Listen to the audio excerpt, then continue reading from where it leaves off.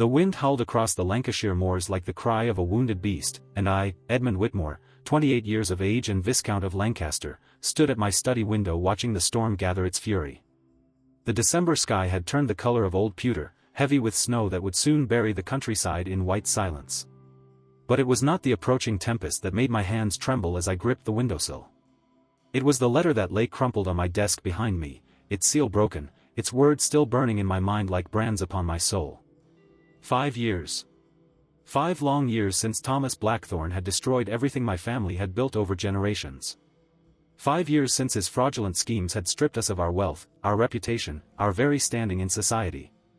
The merchant had played his game well, I would grant him that. He had woven his web of false investments and forged documents so cleverly that when it all collapsed, it was my father's name that bore the shame, my father's honor that lay in ruins. The shock had killed him within a year, and my mother had followed soon after, her heart broken by the whispers and turned backs of those who had once called themselves friends. Now, as the first fat snowflakes began to strike the glass before me, I found myself facing a cruel twist of fate. My horse had thrown a shoe not 3 miles from this very spot, and the storm was advancing with such speed that seeking shelter had become a matter of survival rather than choice. The irony was not lost on me that the nearest manor house, the only refuge for miles in this desolate stretch of moorland, belonged to the very man who had orchestrated my family's downfall. Blackthorne Hall stood like a fortress against the gathering darkness, its windows glowing with warm amber light that seemed to mock my predicament. I could remain here in my disabled carriage and risk freezing to death in what was promising to be the worst storm in years, or I could swallow my pride and seek shelter under the roof of my enemy. The choice should have been simple for a man of honor, yet every fiber of my being rebelled against the notion of accepting Blackthorne hospitality. The wind struck the carriage with such force that it rocked on its wheels, and my driver, old Samuel, turned to me with worry etched deep in the lines of his weathered face. He spoke with the familiar concern of a man who had served my family since before I was born, his voice barely audible above the storm's roar. "My lord, we cannot remain here. The horses are growing restless, and I fear we shall be buried before morning if this continues." I knew he was right, though admitting it felt like swallowing ground glass. My breath formed clouds in the rapidly cooling air as I made my decision. Pride, it seemed, was a luxury I could not afford tonight. The dead have no use for vengeance, and if I were to see justice done for my family's suffering, I needed to survive this storm. "Drive to the hall, Samuel," I commanded, hating every word that passed my lips. "We have no choice." The approach to Blackthorne Hall was a nightmare of swirling snow and howling wind. The horses struggled against the storm, their hooves slipping on the ice that had already begun to form on the cobblestones. By the time we reached the imposing front doors, my greatcoat was soaked through, and ice had formed in my hair and beard. Samuel's hands shook as he helped me from the carriage, and I could see that he was as reluctant as I to be here. The massive oak doors of the hall were carved with elaborate designs that spoke of wealth and status, the very riches that had been stolen from my family to build this monument to Blackthorne's greed. I raised the heavy brass knocker and let it fall 3 times, the sound echoing through the storm like gunshots. For a moment, nothing happened, and I found myself hoping that perhaps the house was empty, that I might seek shelter in the stables without having to face my tormentor. Then the door opened, and my world tilted on its axis. The woman who stood before me was not what I had expected. Thomas Blackthorne had a daughter, I knew, but society whispered that she was a recluse, scarred and unsightly, hidden away like a shameful secret. The woman before me was indeed marked by some past tragedy, the left side of her face bearing the pale lines of old burns that extended from her temple to her jaw. But there was nothing shameful or hidden about her bearing. She stood straight and tall, her dark brown hair pulled back simply, her gray eyes meeting mine with a directness that was both startling and oddly comforting. She looked at me for a long moment, taking in my sodden appearance and the desperation that must have been written plainly on my face. When she spoke, her voice was cultured and warm, with none of the harsh edges I had expected from Blackthorne's blood. "You are caught in the storm, sir. Please, come inside before you freeze." "I am Edmund Whitmore," I said, watching for the recognition that would surely bring anger or fear to her features. "Viscount of Lancaster." Her eyes widened slightly, and I saw knowledge there, the understanding of who I was and what that meant. But instead of slamming the door in my face, as I had half expected, she stepped back and gestured for me to enter. "I know who you are, my lord," she said quietly. "I am Catherine Blackthorne. And whatever has passed between our families, I will not leave a man to die in such weather. I stepped into the warmth of the hall, my boots leaving puddles on the polished marble floor.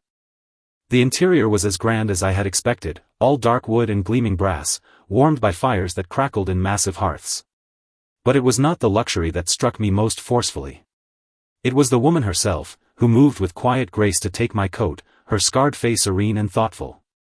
"Your man and horses?" she asked, already moving toward the door. Outside, struggling against the storm. Without hesitation, she called for servants, instructing them to see to Samuel and the animals, to provide them with warm quarters and hot food. Her concern for my retainers, people she had no obligation to care for, surprised me. This was not the behavior I had expected from Thomas Blackthorne's daughter. "What else might you be sharing with friends watching from around the world? I'd love to know where you're tuning in from tonight."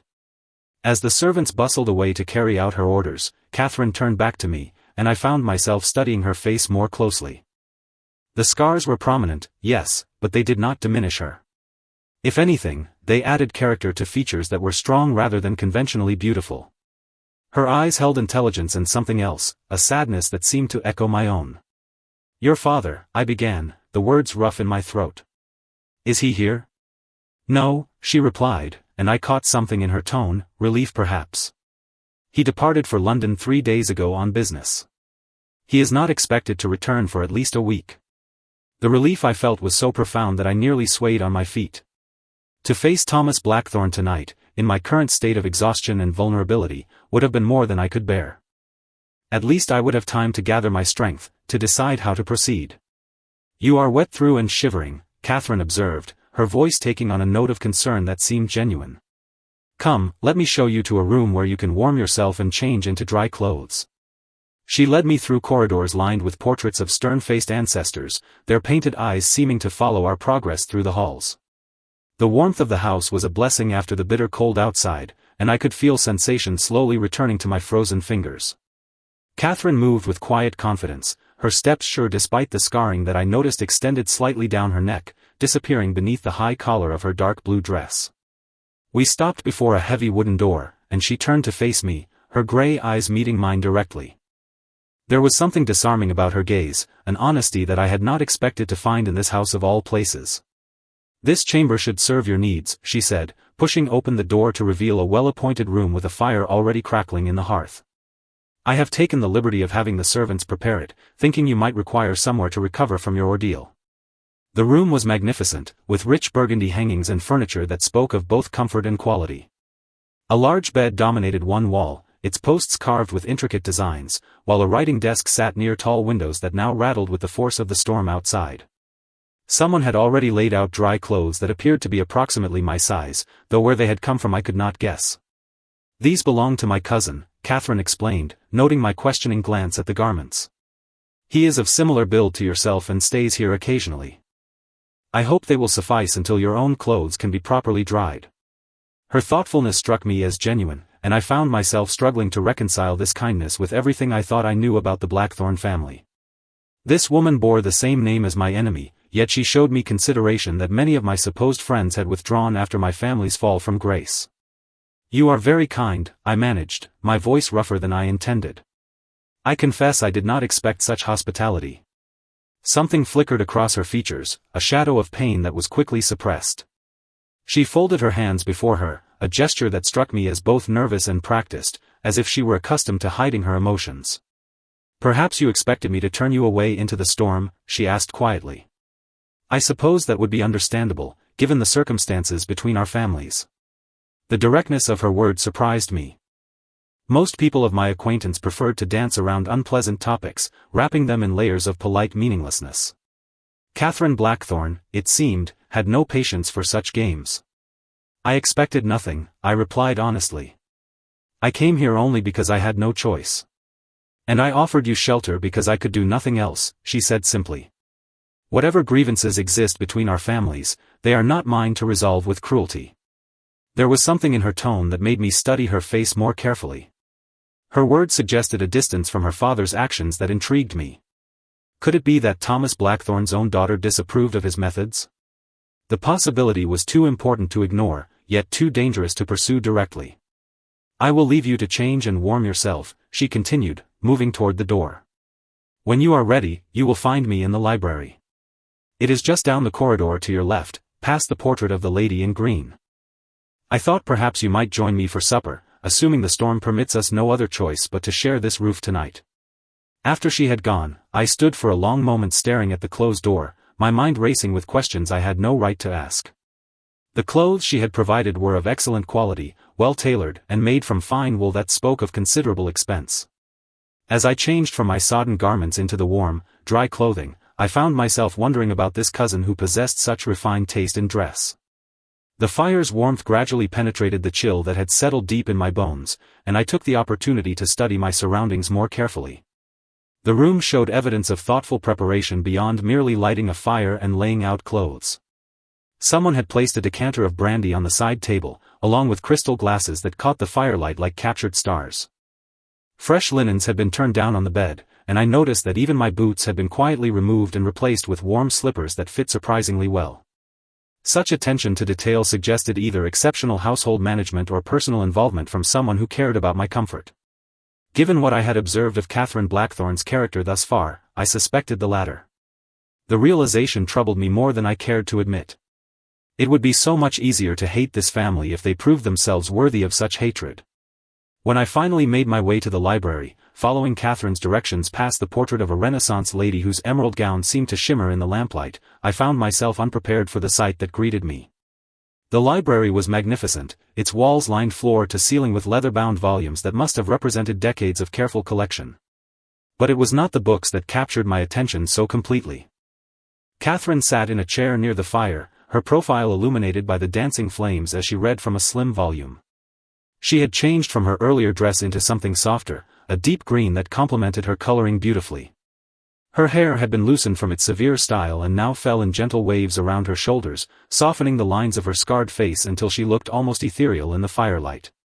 She looked up as I entered, and I saw that she had been reading poetry, the book marked with several ribbon bookmarks as if she returned to certain passages frequently. She closed the volume and set it aside, rising to greet me with the same quiet grace I had observed earlier. "You look much improved," she said, and I caught what might have been approval in her voice. "The clothes suit you well. I think my cousin would be pleased to know his wardrobe has found such good use." "Your kindness continues to surprise me," I replied, accepting the glass of wine she offered from a side table that had been set with a light supper. "I find myself curious about this generous cousin of yours." A shadow crossed her features, so quickly that I might have imagined it. She moved to the window, pulling back the heavy curtains to reveal the storm still raging outside with undiminished fury. The snow was falling so thickly now that it was impossible to see more than a few feet beyond the glass. "Charles was indeed generous," she said softly, her voice carrying a note of sadness that made me regret my casual inquiry. "He died 2 years ago in a riding accident. He was one of the few people who never seemed to notice my scars, who treated me as if I were simply Catherine, not Catherine the damaged Blackthorne daughter." The pain in her voice was unmistakable, and I felt an unexpected surge of sympathy for her loss. It was clear that this cousin had meant a great deal to her, perhaps serving as a buffer against the judgment of a world that found her appearance wanting. "I am sorry for your loss," I said, meaning it more than I had expected to. "He sounds like a man of character." "He was," she replied, letting the curtain fall back into place and turning to face me once more. "He was also one of the few people who ever challenged my father's business practices. They argued frequently about ethics and honor in commerce." The significance of her words was not lost on me.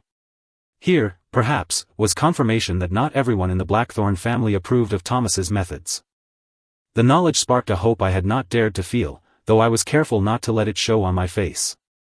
"And what did you think of their arguments?" I asked carefully, settling into the chair across from hers. Catherine was quiet for a long moment, her fingers tracing the spine of the poetry book she had been reading. When she finally spoke, her words carried the weight of long-considered thoughts. "I thought Charles was right," she said simply. "I think my father has forgotten that wealth gained through the suffering of others is no true victory at all." Her admission hung in the air between us like a bridge I was afraid to cross. Here was Thomas Blackthorne's own daughter, condemning her father's actions with a directness that left me speechless. The fire crackled softly in the hearth, casting dancing shadows across her face as she waited for my response. I could see the courage it had taken for her to speak such words to me, of all people, and the vulnerability in her gray eyes made my chest tighten with an emotion I did not want to name. "That is a dangerous admission to make," I said finally, my voice barely above a whisper. "Especially to someone who has every reason to hate your family name." Catherine nodded slowly, her fingers still moving across the leather binding of her book in what I was beginning to recognize as a nervous habit. She looked into the fire for a moment before meeting my eyes again, and I saw a strength there that surprised me. This was not the broken, hidden creature that society had led me to believe existed in this house. "Perhaps," she said quietly. "But I have lived with the weight of his actions for years now, and I find I can no longer pretend ignorance of what he has done. When Charles was alive, he used to say that silence in the face of wrongdoing was its own form of complicity." The wisdom of her dead cousin's words struck me forcefully, and I found myself wondering what other conversations had taken place in this very room. Had Catherine spent evenings like this one, listening to Charles challenge her father's ethics while she struggled with her own conscience? The picture forming in my mind was of a young woman caught between loyalty to family and loyalty to principle, forced to watch as her father's greed destroyed innocent lives. "Your cousin sounds like a man I would have liked to know," I said, raising my wine glass in a small toast to his memory. "It could not have been easy for you, losing someone who understood your position." "It was not," she agreed, her voice growing softer. "After Charles died, the house became very quiet. My father speaks to me only when necessary, and most of our neighbors have made it clear that the scarred daughter of a questionable merchant is not welcome in their drawing rooms." The casual way she spoke of her isolation struck me like a physical blow. I had spent the last 5 years nursing my own bitterness about society's rejection, but at least I had the comfort of knowing my ostracism was based on circumstances beyond my control. Catherine bore the double burden of her father's reputation and her own physical difference, carrying both with a dignity that humbled me. "Society can be uncommonly cruel," I observed, thinking of the whispered conversations that had followed my own fall from grace. "People are quick to judge based on appearances and assumptions." She looked at me with surprise, as if she had not expected understanding from such a quarter. The expression transformed her face, softening the lines around her eyes and making her seem younger than her 24 years. "You speak as one who knows such treatment firsthand," she said perceptively. "I imagine the last few years have not been kind to you either." I took a long sip of wine, using the moment to consider how much truth I was willing to share with this unexpected woman.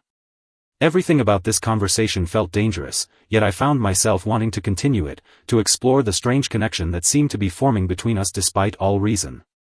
"When a man's family name becomes synonymous with scandal," I said carefully, "he learns quickly which of his friends were genuine and which were merely circumstantial. The list of the former proves disturbingly short." Catherine nodded with the understanding of someone who had experienced similar revelations. She rose from her chair and moved to one of the tall bookshelves, running her fingers along the leather spines until she found what she was looking for. When she returned, she carried a slim volume that she placed on the table between us. "Have you read Wordsworth's latest collection?" she asked, her voice taking on a lighter tone that I suspected was deliberate. "I find his thoughts on nature and human connection particularly comforting during difficult times." I picked up the book, noting that it fell open naturally to certain well-read passages. The pages were marked with pressed flowers and small annotations written in Catherine's neat hand. Her observations were thoughtful and intelligent, revealing a mind that engaged deeply with the text rather than reading for mere entertainment. "You are well educated," I observed, impressed despite myself. "These annotations show considerable insight into his themes." A faint blush colored her cheeks, and I realized that compliments were probably rare in her experience. The thought made me unreasonably angry at a world that would overlook such obvious intelligence and sensitivity based solely on physical appearance and family reputation. "I have had considerable time to read," she said with what I was learning to recognize as her characteristic honesty.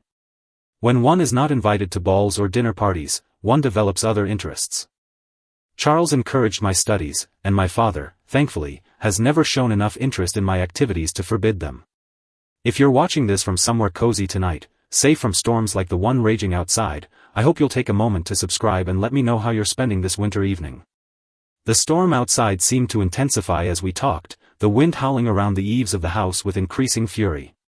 But inside the library, warmed by fire and wine and increasingly comfortable conversation, I found myself forgetting why I had ever dreaded coming to this place.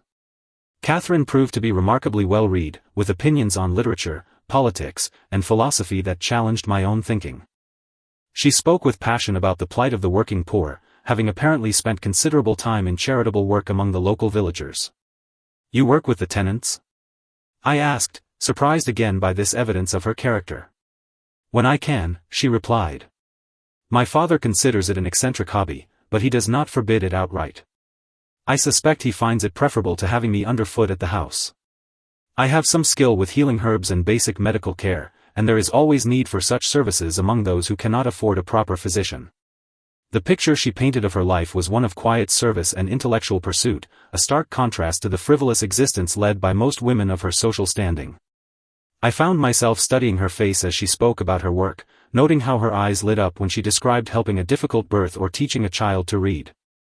The scars that society found so objectionable seemed to fade into insignificance beside the warmth and intelligence that animated her features.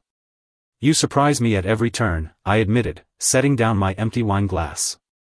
"I came here tonight expecting to find the household of my enemy, and instead I find—" "What?" she asked softly when I trailed off, uncertain how to complete the thought. "I find someone who challenges everything I thought I knew about the Blackthorne family," I said honestly. "You are nothing like what I expected." Catherine was quiet for a long moment, her fingers returning to trace patterns on the book's cover. When she looked up at me again, there was something almost shy in her expression, as if she were about to reveal something important. "Perhaps," she said carefully, "you might tell me what you expected to find? I confess I am curious about what stories are told about me in society." The question was posed lightly, but I could hear the real need beneath it, the desire to understand how the world saw her. The truth was that society barely acknowledged her existence at all, referring to her only in whispers as "poor Blackthorne's damaged daughter," if they mentioned her at all. But telling her that seemed unnecessarily cruel. "I expected to find someone bitter," I said instead, choosing my words carefully. "Someone who had withdrawn from the world out of anger or self-pity. Instead, I find a woman who seems to have used her solitude to develop wisdom and compassion that would be remarkable in anyone, regardless of their circumstances." The effect of my words on her was immediate and profound. Her eyes widened with surprise, and for a moment I thought she might cry. She pressed her lips together, clearly struggling to maintain her composure, and I realized with a jolt of understanding that no one had probably ever spoken to her this way before. "Thank you," she whispered, her voice thick with emotion. "You cannot know how much those words mean to me." The vulnerability in her expression made something shift inside my chest, a warmth that had nothing to do with the fire or the wine. I was beginning to understand that this woman had lived her entire adult life starved of simple human kindness, dismissed and overlooked by a world that judged her solely on surface appearances. The injustice of it made my hands clench into fists, though whether from anger at society's cruelty or at my own growing feelings, I could not say. "The truth requires no thanks," I replied, my voice rougher than I intended. "Though I confess it troubles me to think that such words should be so rare in your experience." She rose abruptly and moved again to the window, though I suspected it was more to compose herself than to check on the storm's progress. When she spoke again, her voice was steadier, but I could still hear the effort it cost her to maintain that control.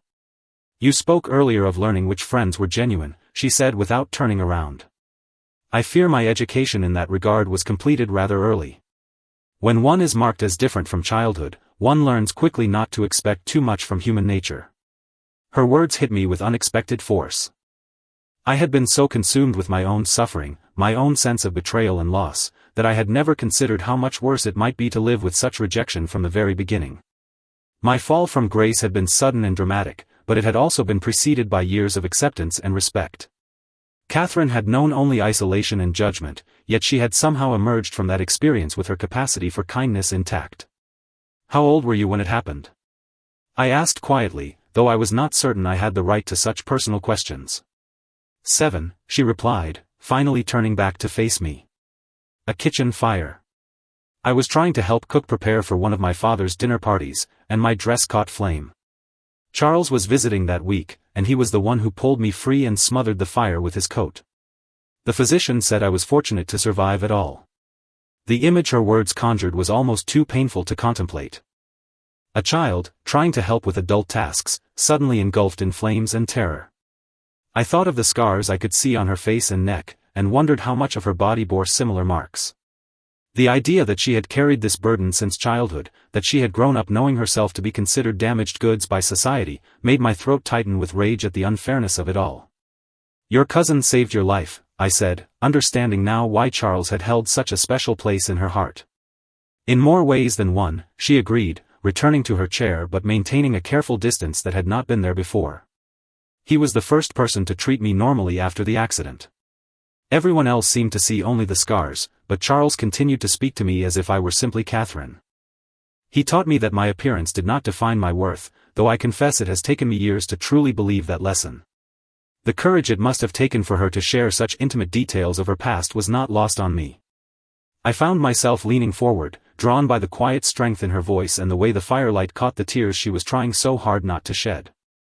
He was wise, I said simply.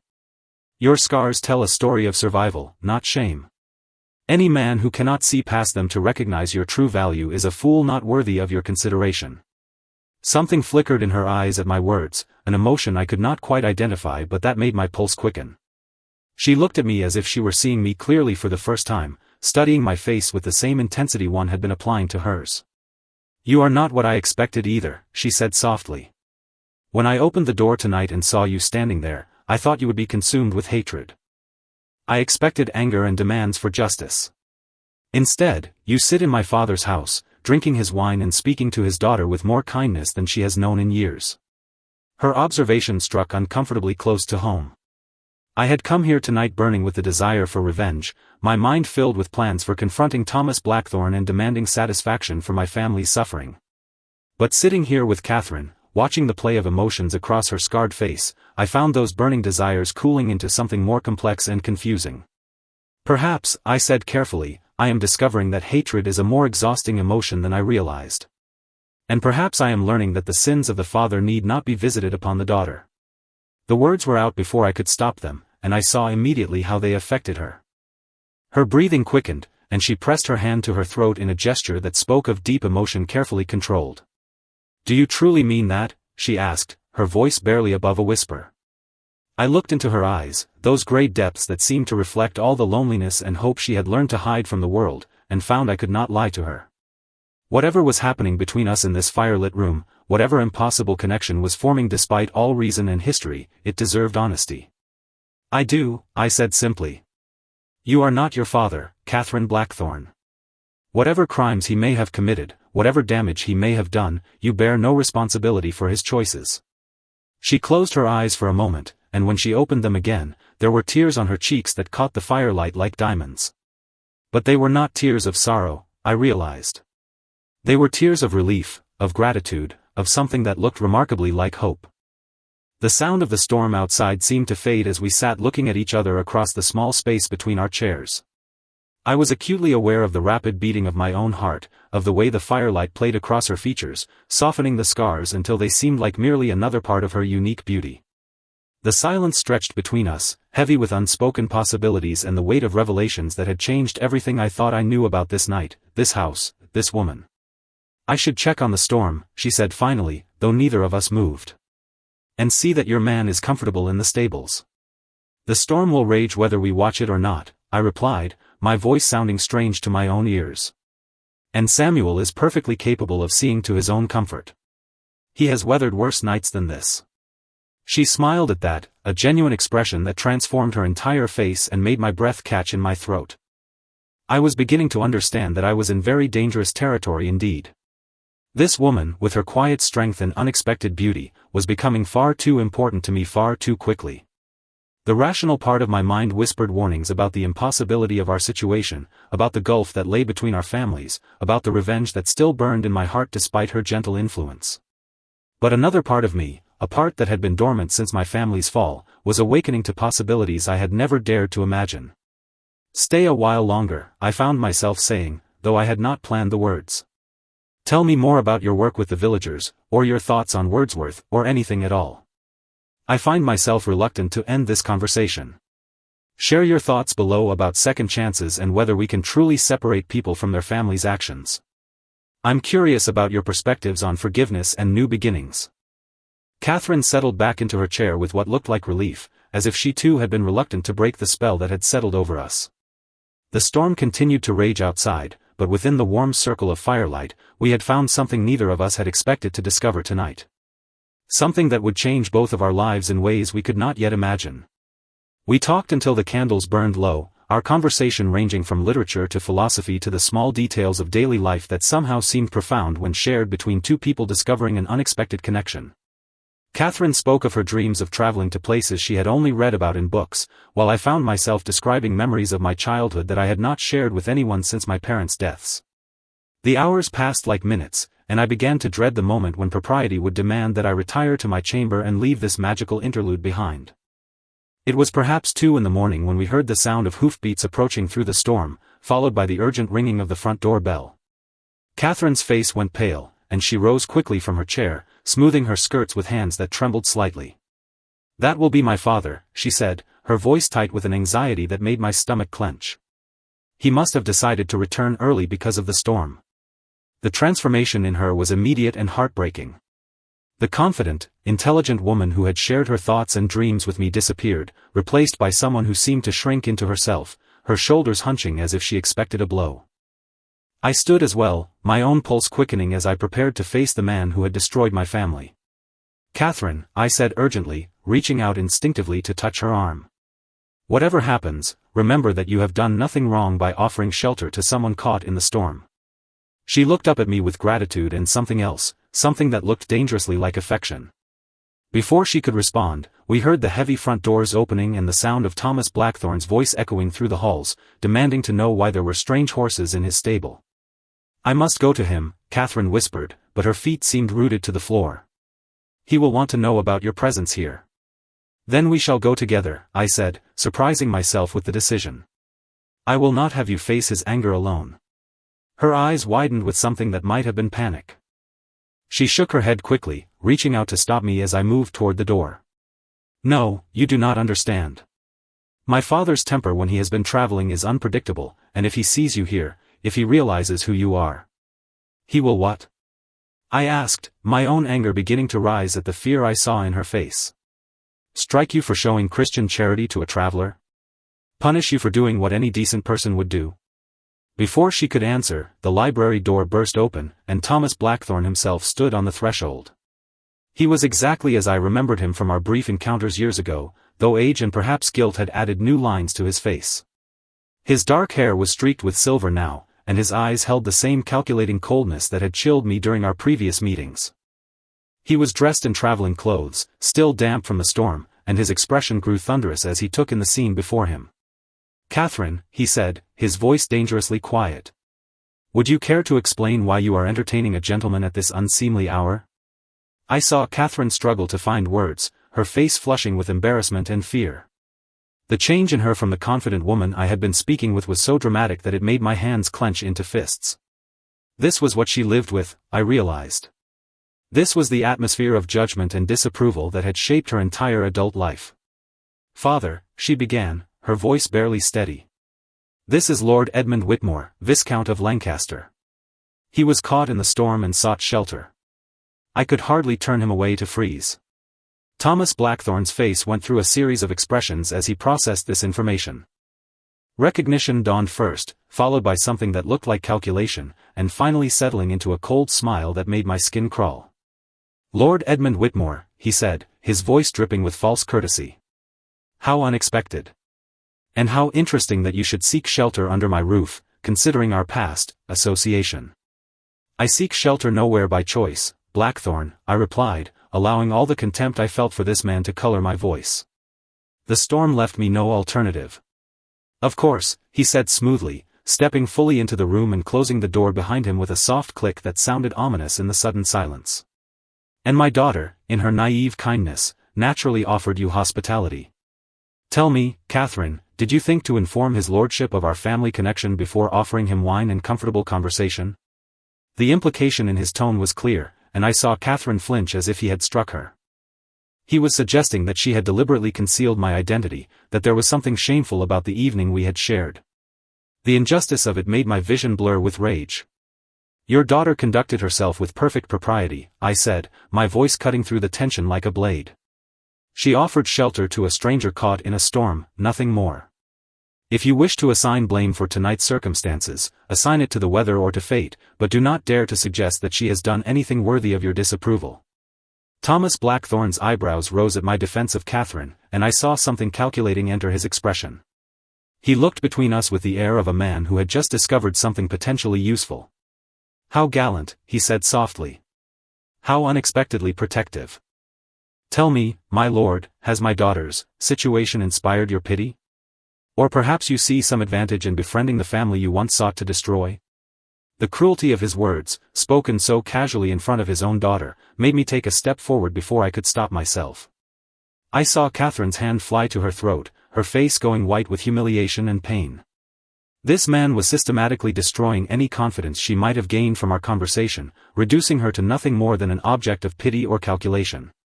"Your daughter inspires admiration, not pity," I said, my voice low and dangerous.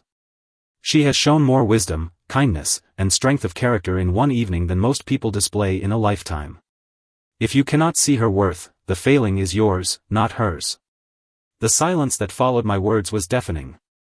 Thomas Blackthorn stared at me with undisguised shock, while Catherine looked as if she might faint from the surprise of hearing someone defend her so forcefully against her own father. The storm outside chose that moment to unleash a particularly violent gust of wind that rattled the windows and reminded us all of the forces raging beyond these walls. "Interesting," Thomas said finally, his voice thoughtful in a way that made me instantly wary. "Very interesting indeed. Catherine, my dear, perhaps you should retire and leave Lord Whitmore and me to discuss the terms of his continued hospitality." "No," I said immediately, before Catherine could respond. "Whatever you have to say to me can be said in front of your daughter. She has earned the right to hear it." Thomas's smile widened, and I realized with growing unease that I had somehow played directly into his hands. There was something predatory in his expression, something that spoke of opportunities recognized and plans being formed. "Very well," he said, settling into the chair Catherine had vacated and gesturing for us to sit as well. "Let us all discuss this together. After all, it seems my daughter has become quite central to whatever arrangement we might reach." I remained standing, my instincts screaming warnings about the trap I could sense closing around us. Catherine, pale and trembling, sank into her chair as if her legs would no longer support her. The fire crackled in the hearth, casting dancing shadows that seemed to mock the cozy intimacy that had existed in this room only moments before. "What arrangement?" I asked, though I dreaded the answer. Thomas Blackthorn leaned back in his chair, steepling his fingers as he regarded us both with satisfaction. When he spoke, his words shattered the fragile hope that had been building in my heart throughout this long, storm-filled night. "Why, the arrangement that will finally give me what I have always wanted from the Whitmore family," he said softly. "Your complete and total surrender." The storm outside seemed to echo the turmoil in my heart as I realized that the woman I was beginning to care for was about to become a pawn in her father's final, devastating game. But as I looked into Catherine's gray eyes, seeing the fear and determination warring there, I knew that whatever Thomas Blackthorn had planned, he had made one crucial error. He had underestimated both his daughter's strength and the depth of feeling that had grown between us in the space of a single evening. The real battle was only just beginning, but this time, would not be fighting alone. And this time, I was fighting not just for revenge, but for something far more precious than my family's honor. I was fighting for love, for the future I could glimpse in Catherine's eyes, and for the chance to prove that sometimes, beneath the worst storms, the most beautiful possibilities could take root and flourish. If this story of unexpected love and second chances has touched your heart tonight, I invite you to subscribe to hear more tales of romance, redemption, and the triumph of love over hatred. Until next time, may you find warmth and hope even in life's fiercest storms.